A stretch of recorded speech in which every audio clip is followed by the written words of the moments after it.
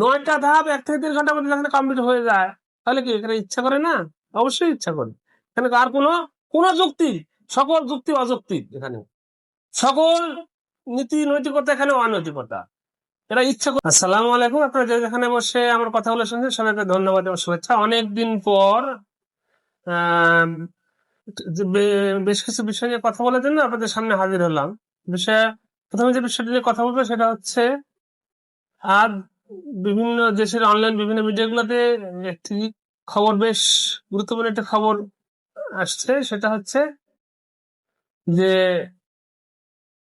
বেতন পাননি 1,91,000 শিক্ষক কর্মচারী। কবে পাবে কেউ জানে না। বিষয় দেখেন, 1,91,000 শিক্ষক কর্মচারী বেতন পায়নি এখনো। এই মাসের বেতন পায়নি। আজকে মাসের 15 তারিখ শেষ হয়ে গেল, অর্থাৎ মাসের অর্ধেকটা শেষ। এখনো কবে পাবে, কোন দিন পাবে কেউ জানে না। এটা হচ্ছে এমপিভুক্ত শিক্ষকদের বিষয়ে কথাটা বলতেছি, এমপিভুক্ত মাদ্রাসা শিক্ষক। তো আমি সামগ্রিক এমপিভুক্ত শিক্ষকদের নিয়ে কথাগুলো বলবো, আমি মূল আলোচনাতে যাবো। তো তার সাথে এই বিষয়টা যুক্ত করব। আমি যে বিষয়টা নিয়ে কথা বলবো সেটা হচ্ছে এমপিভুক্ত শিক্ষক কর্মচারীদের বেতন প্রদানে শিক্ষা অধিদপ্তর তথা মাওসি হাস্যরসে ভরা অনৈতিক অযৌক্তিক যুক্তি। আমি আবারও বলতেছি, হাস্যরসে ভরা অনৈতিক অযৌক্তিক যুক্তি প্রতিনিয়ত শিক্ষা অধিদপ্তর এবং মাওসি দিয়ে চলে। প্রতি মাসে একই ধরনের একই প্যাটার্নের যুক্তিগুলো প্রদান করে তারা। কেন বলতেছি, আপনাদের খেয়াল আছে কিনা জানি না, গত সপ্তাহে গত 8 তারিখে কিন্তু এমপিভুক্ত স্কুল কলেজের শিক্ষকদের মে মাসের বেতন হয়েছে। তাদের এই বেতনটা কিন্তু জমা নেওয়া হয়েছিল, মানে ইফতিতে। এই বেতনগুলো তো ইফতির মাধ্যমে হয়। এই বেতনগুলো জমা নেওয়া হয়েছিল ঈদের আগে। আমি যদি ভুল না করে থাকি 20 তারিখের আগে, 12-14 তারিখের মধ্যে বেতন এই বিলগুলো জমা নেওয়া হয়েছিল। তখন তাদের কাছ থেকে বোঝা গেছিল যে এটা তারা ঈদের আগেই দেওয়ার কথা, কিন্তু তারা দিল না। ওই যে অযৌক্তিক যুক্তি, শেষ মুহূর্তে এসে বললে দেওয়া যাবে না।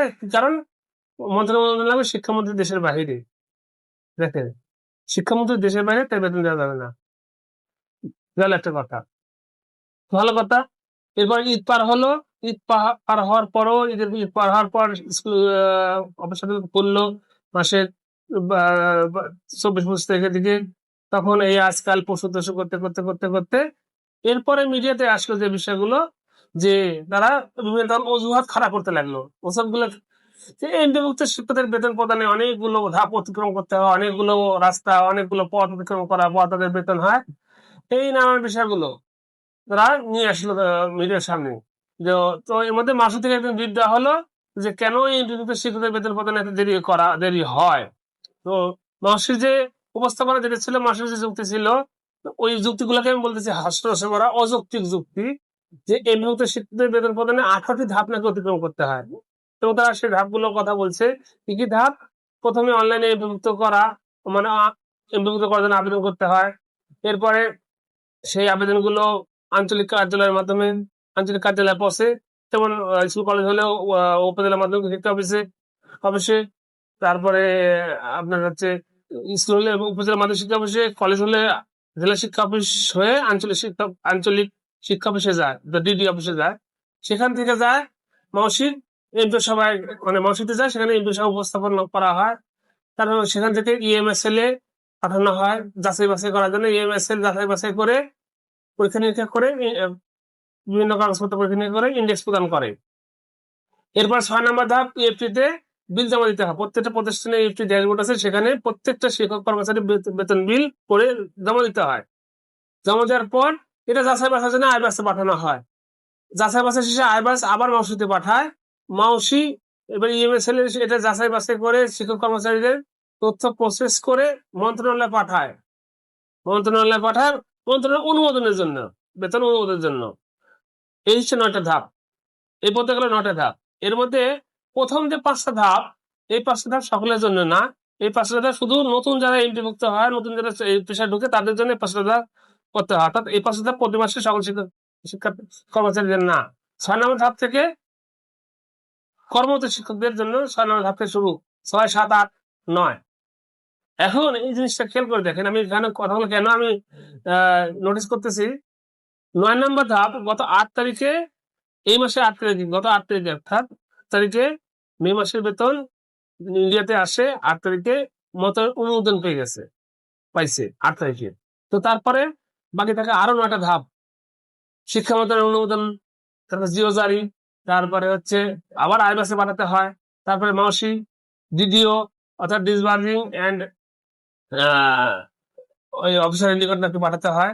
তারপরে প্রধান হিসাব রক্ষকের নিকট পাঠাতে হয়, তারপরে বাংলাদেশ ব্যাংকে পাঠানো হয়, বাংলাদেশ ব্যাংকে অনুমোদন হলে বিভিন্ন ব্যাংকে যা টাকা ছাড়া বিভিন্ন ব্যাংকগুলো তাদের শিক্ষক অ্যাকাউন্টে পাঠায়, তারপর শিক্ষক তাদের টাকা উঠায়। এখন প্রশ্ন হচ্ছে গত 8 তারিখে কিন্তু এই শিক্ষক কর্মচারীদের, এই সুপারভাইজার শিক্ষক কর্মচারীদের বেতনের মন্ত্রণালয় অনুমোদন দেয়।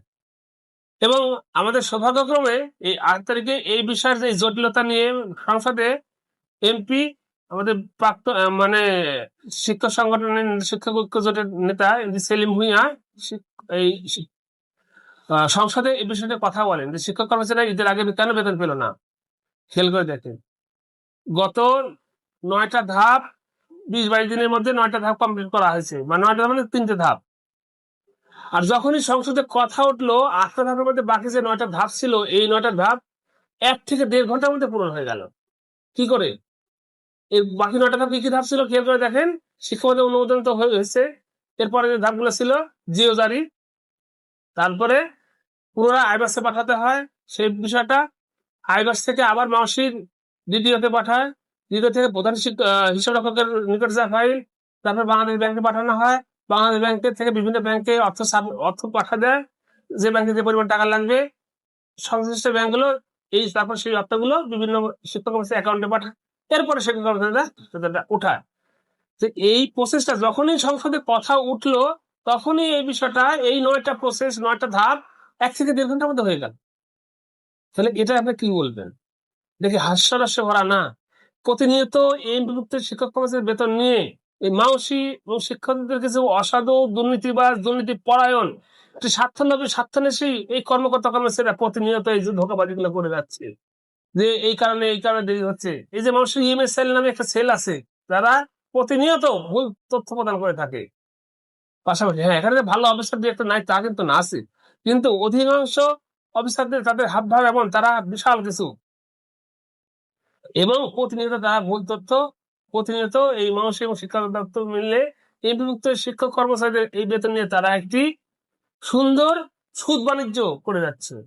কেন সুদ বাণিজ্য করবো, কেন কথাটা আরো জোরের ভিত্তি পাইলো দেখেন। 8 তারিখ পর্যন্ত মন্ত্রণালয় অনুমোদন, 8 তারিখের পরও আরো স্বাভাবিকভাবে গেলে অন্যান্য মাসে যদি আমরা খেয়াল করি, সেখানে 8 তারিখে যে পর্যায়ে অর্থাৎ মন্ত্রণালয় অনুমোদন হওয়ার পরও আরো 4-5 দিন সময় লাগার কথা, লাগেও, প্রত্যেক মাসেই লাগে বাকি 9টা ধাপ অতিক্রম করতে 3-4 দিন তো কমপক্ষে লাগে। সেখানে 1 থেকে 1.5 ঘন্টা 2 ঘন্টার মধ্যে এই সকল ধাপ পূরণ হয়ে গেল। তাহলে তাহলে ভূতটা কোথায়? যখনই সংসদে কথা উঠলো তখনই সাথে সাথে এই 9টা ধাপ এত দ্রুত। তো তখন যদি এত দ্রুত হয় তাহলে অন্যান্য সময় হয় না কেন? তাহলে অবশ্যই কোনো না কোনো ঘাটতি আছে, কোনো না কোনো বিষয় এখানে জড়িত, কোনো কারো না কারো স্বার্থ এখানে জড়িত। এই গেল একটা বিষয়। তাহলে এখন তো এই বিষয়টা ক্লিয়ার সকলের কাছে যে মাওসি ইচ্ছা করে, মাওসি এবং শিক্ষা দপ্তর, শিক্ষা মন্ত্রণালয় ইচ্ছা করেই এই এমপিভুক্ত শিক্ষক কর্মচারীদের বেতন দ্রুততর সময়ের মধ্যে ছাড় দেয় না বা দেয় না, ইচ্ছা করে একমাত্র। এখানে কোনো আর সংশয় বলতে কিছু নাই, ন্যূনতম সংশয় নাই, এখানে কোনো প্রকারের কোনো সংশয় নাই যে মাওসি এখানে গাফিলতি আছে। মাওসি ইচ্ছা করে আর শিক্ষা মন্ত্রণালয়, শিক্ষা অধিদপ্তর ইচ্ছা করে, একমাত্র কোনো কারণ নেই, তাদের ইচ্ছা করে, তারা ইচ্ছা করে বেতনটা দেরি করে দেয়। কারণ আমি আবার বলতেছি কেন বলবো, কারণ 9টা ধাপ 1 থেকে 1.5 ঘন্টার মধ্যে যখন কমপ্লিট হয়ে যায়, তাহলে কি এখানে ইচ্ছা করে না? অবশ্যই ইচ্ছা করে। এখানে আর কোনো যুক্তি, সকল যুক্তি অযৌক্তিক, এখানে সকল নীতি নৈতিকতা এখানে অনৈতিকতা, এরা ইচ্ছা করে এই কাজটা করে। এখন আজকে মিডিয়াতে যে বিষয়টা আসে, বিভক্ত আরেকটা শিক্ষা মাউসি একটা অধিদপ্তর, পাশাপাশি আরেকটা অধিদপ্তর হচ্ছে মাদ্রাসা শিক্ষা অধিদপ্তর। এদের 1,91,000 শিক্ষক কর্মচারী এখনো 2 মাসের বেতন পায়নি। কবে পাবে তাও জানে না, কখন পাবে, কবে কোন সময় পাবে তাও জানে না। কারণটা কি? কারণটা তারা বলতেছে যে মাদ্রাসা শিক্ষার 1,91,000 শিক্ষক কর্মচারী সংশ্লিষ্ট কোর্টে পর্যাপ্ত টাকা না থাকা। তাহলে এই যে পর্যাপ্ত টাকা, অর্থাৎ তাদের বাজেটের টাকা, অর্থাৎ তাদের যাতে টাকা নাই, তাদের যে টাকাটা দেওয়া হয় সেই টাকাটা নেই, তাহলে কেন থাকবে না? তারা কি টাকা কি আজকে নতুন পায়? প্রতি মাসেই তো পায়, প্রত্যেক বছরই পায়। কি পরিমাণ টাকা লাগে, বা যদি শর্ট পরেও, এই যে শর্টটা পড়তেছে, এমন তো না যে মাদ্রাসার শিক্ষা অধিদপ্তরের কর্মকর্তা কর্মচারীরা সকালবেলা ঘুম থেকে উঠে যাবে বলে টাকা নেই, তা তো না। এটা তারা গত মাসে বা তার আগের মাস থেকে তারা তো বুঝতে পারতেছে যে কি পরিমাণ টাকা আছে, এবং এই পরিমাণ টাকা দিয়ে আর কয় মাস বেতন দেওয়া যাবে। তাহলে সেই প্রসেসিংটা আরো আগে থেকে করবে না? শেষ হয়ে যাওয়ার পরে কেন? অর্থাৎ এদেশের শিক্ষকরা যে সময় মতো বেতন পাক, এটা তাদের কোনো প্রয়োজন নাই। পাইলেই কি, না পাইলে কি, তাদের বেতন তো তারা ঠিক মতো পায়, তাদের বেতন তো তাদের কোনো সমস্যা হয় না। আজ মাদ্রাসা শিক্ষকটা 1,91,000 মাদ্রাসা শিক্ষক কবে কোন সময় বেতন পাবে এটা বলতে পারতেছে না। তাহলে এটা কি হাস্যরস না? আর বলবেন শিক্ষাকে, দেশের একজন শিক্ষামন্ত্রী আছে, বিশাল বড় মন্ত্রী, উনি শিক্ষাকে সিঙ্গাপুরের মতো করতেছে, শিক্ষাকে থাইল্যান্ডের মতো করতেছে, শিক্ষাকে এই করতেছে, অথচ তার মন্ত্রণালয়ে আওতাভুক্ত শিক্ষকরা মাসের বেতন 15 দিন চলে গেছে, আরো তো পাইনি, আগামীতে কবে পাবে তার কোনো তার কোনো ওই বিষয়ে তো কোনো কথা নাই। 10% উৎসাহতা তার নিজে মুখে বলে এখনো দিতে পারেনি। এই হচ্ছে তার ক্ষমতা, এই হচ্ছে তার কাজ, এই হচ্ছে তার মানে কর্মতৎপরতা, এই হচ্ছে তার, আর কি বলবো, আর কিছু বলার নাই এখানে। তার অধীনস্থ শিক্ষকরা মাসের অর্ধেক যাওয়ার পরে বেতন পাচ্ছে না, কবে পাবে কোন জানে না। শিক্ষামন্ত্রী এখন পর্যন্ত কোনো একটা কথা বলেনি, বা শিক্ষামন্ত্রী কোনো দৃশ্যমান কোনো এখানে কোনো তার ইয়ে নাই, মানে কি বলবো, ওটা কি বলে, যে তার কোনো হস্তক্ষেপ নাই, বা তিনি এই বিষয়ে কোনো বিবি করেনি যে গাফিলতি কোথায় কেন হলো না। তদন্ত কমিটি গঠন করেন, তদন্ত কমিটিকে তদন্ত করে দেখেন আসলে দোষীটা কারা, তাদেরকে শাস্তির ব্যবস্থা করেন। প্রতিনিয়ত শিক্ষকরা কেন এভাবে ইয়ে থাকবে? এটা একটি দেশের শিক্ষাকে আপনি এত বড় বড় কথা বলবেন, শিক্ষা নিয়ে এই করতেছেন, শিক্ষা নিয়ে ওই করতেছেন, আর যারা শিক্ষা দান করে তাদের পেটের ভাতের জোগাড় করতে পারেন না, আপনার তো পদত্যাগ করা উচিত ছিল। এই খবর, এই ধরনের খবর মিডিয়াতে আসার আগে আপনার পদত্যাগ করা উচিত ছিল। আপনার মধ্যে সেদিন করা উচিত ছিল, যেখানে এখানে মানুষটিকে বলে 8টি ধাপ, বিভিন্ন সময় এই জন্য সময় লাগে, আর যখনই সংসদে কথা উঠে তা আপনার মাধ্যমে না, অন্য একজন এমপির মাধ্যমে কথা উঠে, তার 1 থেকে 1.5 ঘন্টার মধ্যে বেতন দেওয়া শুরু হয়ে যায়। তখনই তো আপনার ব্যর্থতার দায় স্বীকার করে পদত্যাগ করা উচিত ছিল আপনার মতো মন্ত্রী। বড় বড় কথা বলার সময় তো আপনারা সবাই বলেন কেমন আছো, কি খবর, মানে ট্রল হতে তো খুব ভালো লাগে, প্রচার পাতি তো খুব ভালো লাগে, কিন্তু শিক্ষকরা বেতন পায় না, সেই বিষয়ে কথা বলতে, সেই বিষয়ে কাজ করতে ভালো লাগে না? তাদের খোঁজ খবর রাখবেন না? শিক্ষাকে অনেক দূরে নিয়ে যাবেন, শিক্ষাকে আপনি এই মডেল করবেন, শিক্ষা পোস্ট করে কথা বলবেন, কারণ ওখানে কামাই আছে তাই।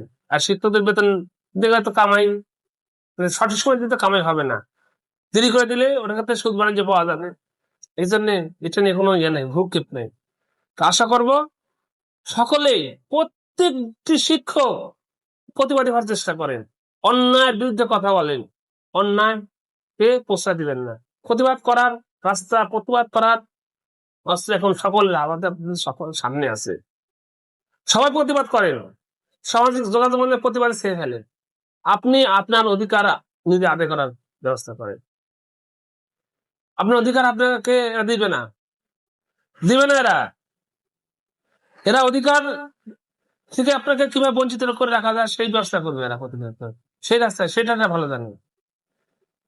অনেক কথাই বললাম, আমি আবারও বলবো যে দয়া করে শিক্ষামন্ত্রী মহোদয়ের নিকট আকুল আবেদন জানান, দয়া করে শিক্ষকদের নিয়ে এরকম হাসি তামাশা,